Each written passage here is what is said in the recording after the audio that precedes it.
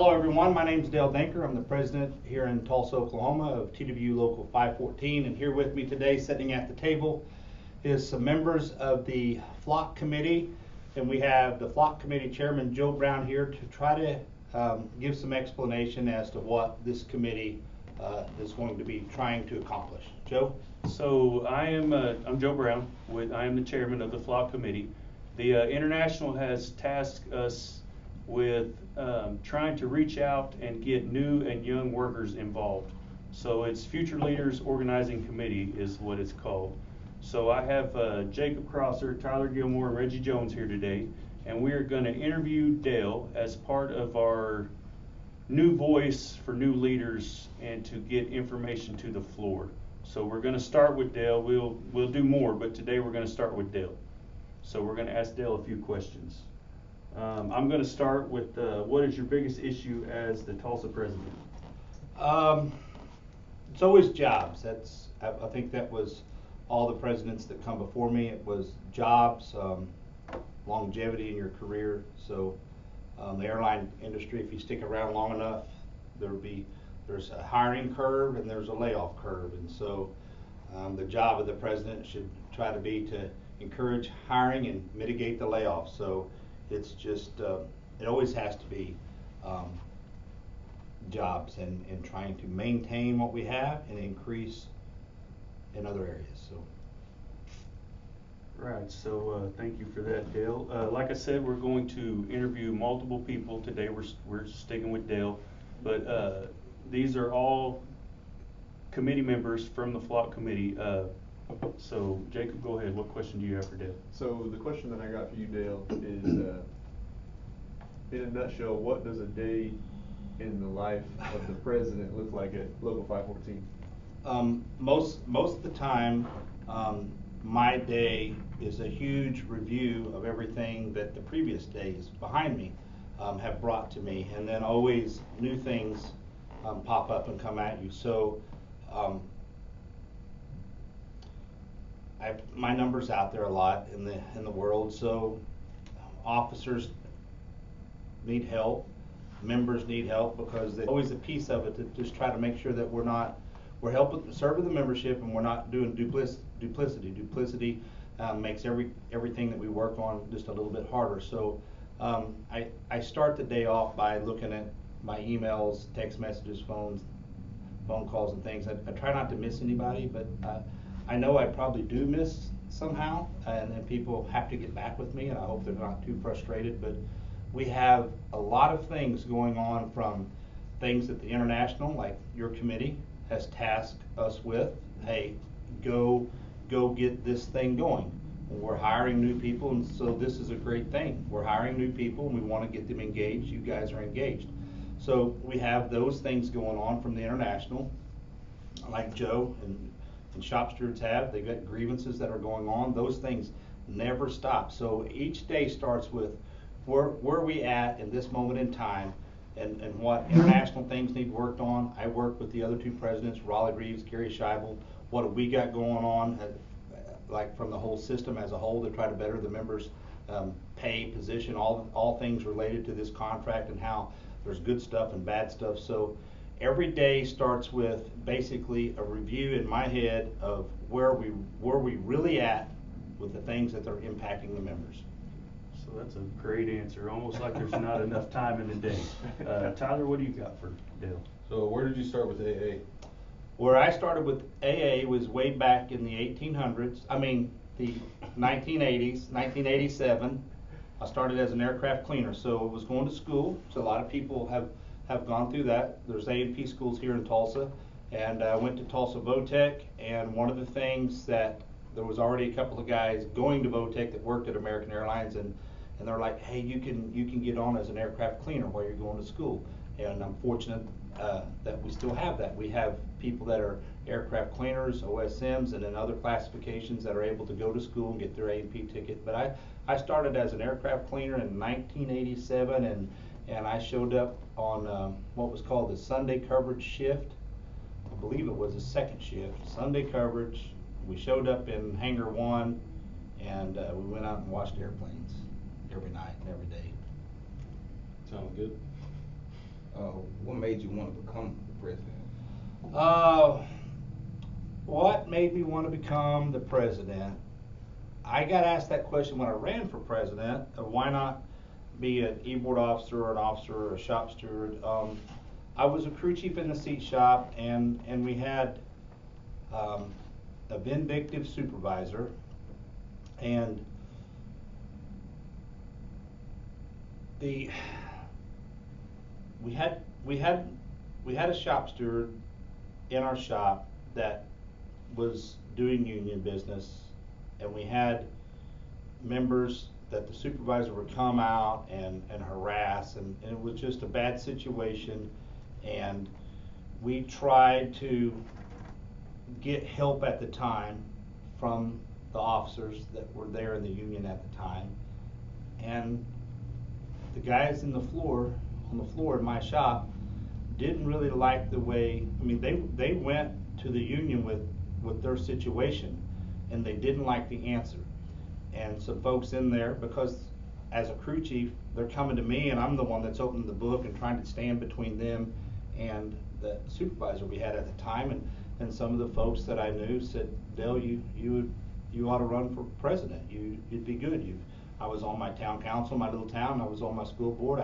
I had some sense of how meetings and executive sessions and things like that, and how problems come in and how decisions get made to resolve the problem. So a couple folks kept coming at me like that and kind of persuaded me to go look at it, and I did, and then here I sit. So I got a good question for you. Do you feel like the success of the base and morale go together? I do. I think every union member does, but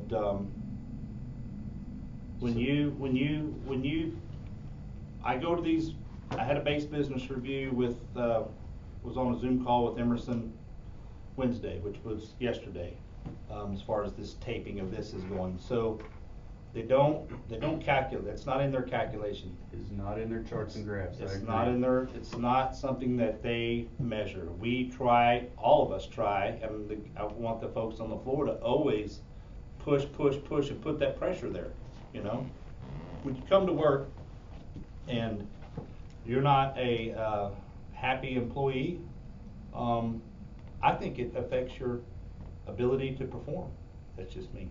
Yeah, so I don't think anyone's trying to get in trouble. I think everyone wants to be successful, but I think morale is low. I believe that it's been low.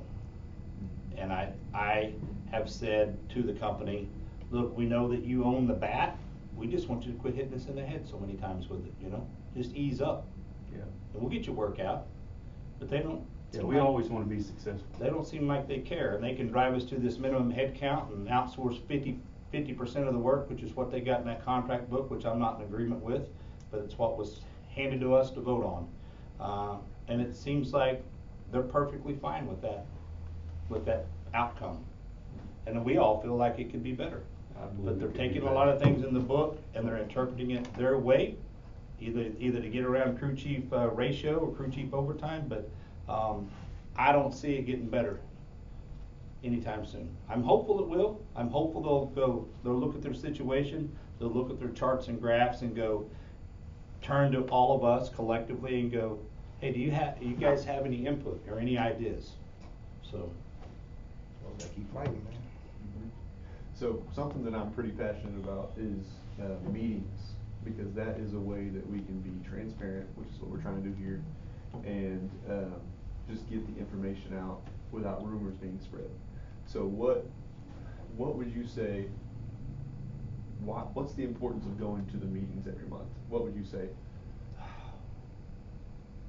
Obviously, is to have all the officers, you have all the officers in attendance unless they're excused for a reason, a trip or a personal reason, but if you're in an area, and then there's an officer assigned to that area, and if you're on the floor and you perceive that there's something that the union should be doing in your area, or to look into an issue in your area, and you don't feel like, I mean, you probably got a shop steward on the floor, and he's probably doing everything he can or she can to go with the company, and try to resolve the issue, and the shop steward may be saying, hey, the officers know about it, or Danker knows about it. I mean, you could come to this meeting and say, hey, in new business, when we get to new business, talk about whatever we need to talk about, and you could make darn sure that we all know that this is an issue and it needs addressed. So for me, to the membership, it's an opportunity to come to the meetings and find out what's going on with the things that you're concerned about. It's unfortunate we have 4,000 people and under 200 come to the meetings, but everybody has their life, and so what you guys are attempting to do and what I attempt to do is to try to have other areas that they can go grab information. I know our IT guy, Al Ball, we put out a 514 digest, and so we put out the information that we think's relevant, and hopefully all of y'all in your FLOC committee, the new voices, the new employees, maybe you can bring something else to the table that we're missing. So as from our standpoint today as the membership, being in things that we don't necessarily agree with, or anybody other than the company, how do we move the ball forward on that as a membership? Would you say, may I ask a question? Would you say, like, if that pertains to something that's in the contract? Yeah. So, can I give an example? Mm-hmm. Tuesday, Wednesday off, shift patterns. The company's adamant that they have the language in the contract book that says they've made every attempt. We don't agree with that because we know that there's other things that we've seen that's been more successful in putting the airplane out on time. Now they've got this thing with the crew chiefs and the crew chiefs pick the crew, and the crew chief may not even be assigned to where his specialty is. Say if he's a structure guy and I'm a structure crew chief, I come in and I see the bid, I got my shift and days off, and the company says, Danker, you're a systems guy, and here's 20 systems guy, pick who you want for your crew. It's absurd how they're taking the contract language and implying it and implementing it in Tulsa. And so what can we do? I know that there's a lot of grievances being written for Tuesday, Wednesday off. And we'll go have that sit down with the company and we can discuss it. The company can say, we have the contractual right, we listened to you, we tried to make some changes, and we feel like we've satisfied what's in the contract to say every attempt for Saturday, Sunday off. I don't view it as that it's ever going to be successful. I just don't. I mean, there's 410 shifts, but when you ask that question, when there's things in the contract book and we as a union don't feel like they're working, we can file grievances, we can go through the grievance process, and we can try to get an arbitration date, which we're finding out for contractual purposes of getting an arbitration date. The company is still on point with the fact that that has to come at some level higher than a local president like myself. Our international guys have said to the company, no, they can take their contractual cases forward. But there's some holdup over letters. So we have, right now, we have the ability to try to persuade the company to look at a better process, whatever it is in the contract book. Tuesday, Wednesday off. So we have to use our voice from my position and the officers, shop stewards, on the floor, everybody that's involved. I feel like we have to use our voice to keep saying to the company, this is not working, and until you want to sit down and listen to some options, it's probably going to continue to not work. There's various reasons why like the Tuesday, Wednesday off is a debacle and it's not working, but they still feel like they need an average head count every day, irregardless of what day the airplane shows up, so they can burn X amount of cards a day. So I just don't feel like in that instance, on that issue, that they're gonna turn away from it until it gets to the point where they just can't take it no more. And then maybe they'll listen to us. Because to go through the arbitration process, we can do that. I'm hopeful in the near future we can get dates to arbitrate things, but I'm not for sure how good of an outcome it'll produce. So we have to use our voice on that issue and any other issue to try to not pound our fist on the table, not scream and yell at them, to try to continue to say that this is not working and there's a better way. Well, speaking of issues, right, what are some issues that you're currently working on for the base of Tulsa and where we're in the process? Well, that could be a long interview if we, so I'm gonna take the one that's in front of us. What are these blue cards? What's the issue? The issue is that a long time ago, before some of y'all was hired, we were put into this thing called an association. And it was with the TW International President Jim Little, and it was with the IAM Tom Buffenberger. And it was with a letter by Richard Trumka, the AFL-CIO president, that said, you guys don't fight each other, find a way to work it out and go forward and represent your membership. Well, they wrote a letter and they formed this thing called an association, and we moved forward through almost, by the time that we sit down with the IAM to start looking at both contracts, trying to glean the best of both worlds, then sit down with American Airlines. That process started in 2015 with the IAM. I went to Hollywood, Maryland, and sat down and started learning who these folks are and them learning us, and then we voted on a contract March 26th, 2020. That's about 5 years worth of that process. And now we have the association, we have contracts. Here in Tulsa we have 4 contracts, and that process of having the association and having to compromise things to get a contract, it caused us to lose. We've lost some of our seniority rights. We have this Javis decision that gave super seniority to people. When at the table in negotiations, we had a solution of folks at my level, and then the higher ups come in and said, nope, we're not going to do that. End of story. So they went with this Javits opinion and made it a decision, and hang their hat on the fact that Javits made that decision, we didn't. And so when it comes to our membership and how it impacts them, this association, it's making decisions that are harmful to our members. You can't bid like you normally would.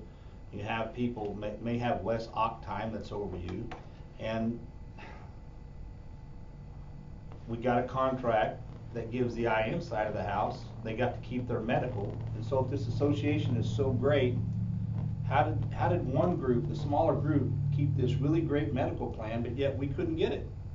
So all of us got to pay more. Every time you get a paycheck, you're paying more than your brother or sister in the other union.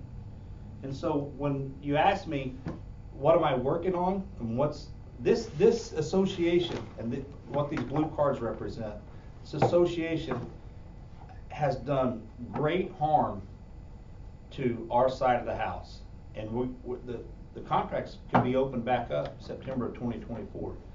And this blue card that I'm working on with Raleigh Reeves and Gary Scheibel is an attempt to go to Liz Schuler, who's the president of the AFL-CIO, and tell her that it's not working that good, and our membership wants a vote. So that's one thing that we're working on.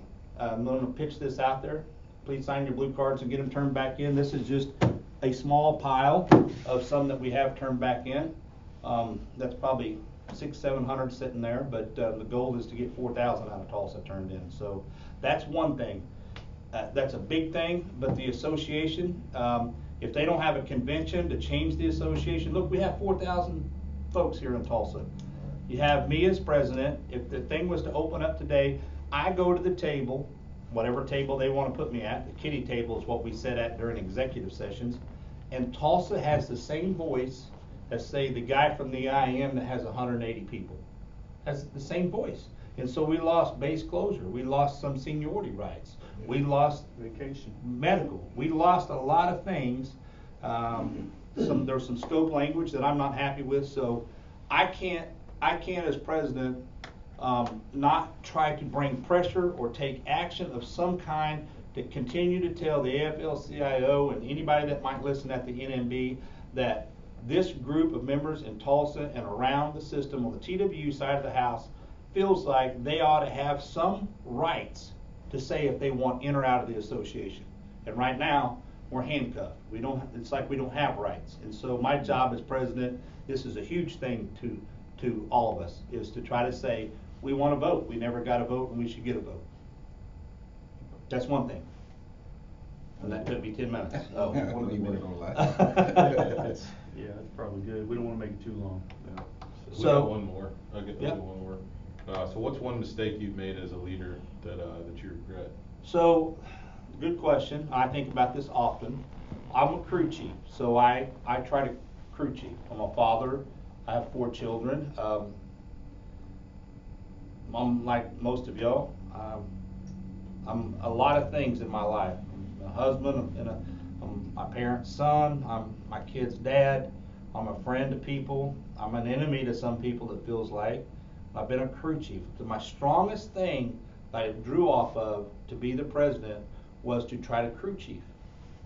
Everybody's got a job assignment. Go do your job assignment, and if you need help with your job assignment, I'm here. And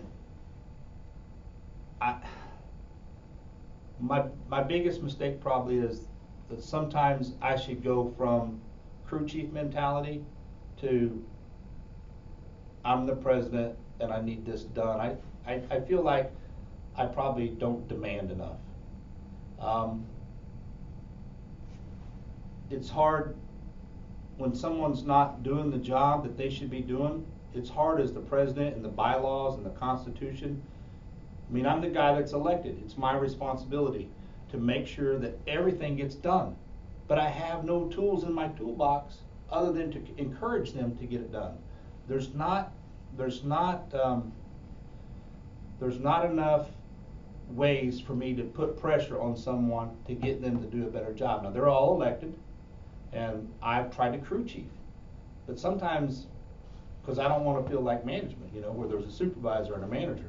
I'd rather run it like what I'm used to, what I think they're used to, is that I should crew chief them instead of boss them.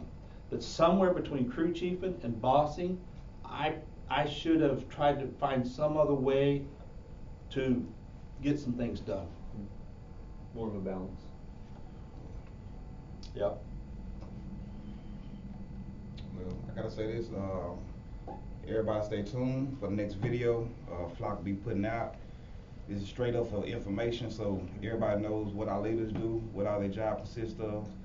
So we just wanna keep the members up to date and transparent with what everybody's doing. So, everybody knows what's going on. If there's anything that you guys want to know about, just reach out to us, any of us in the FLOC committee, Reggie, Tyler, me, and just let us know if there's questions, whatever. If you guys want a video, anything like that, we're more than happy to get that information out to you guys, because that's what this is all about, being transparent and creating that unity that we should have as a local and as just a union as a whole. So. And if you guys have any feedback on this, that's great. I think this is our first of many, so this will probably be our less polished one. We're open for criticism if you guys have any. So yes. thanks for tuning in. Yep. Hope y'all enjoy it.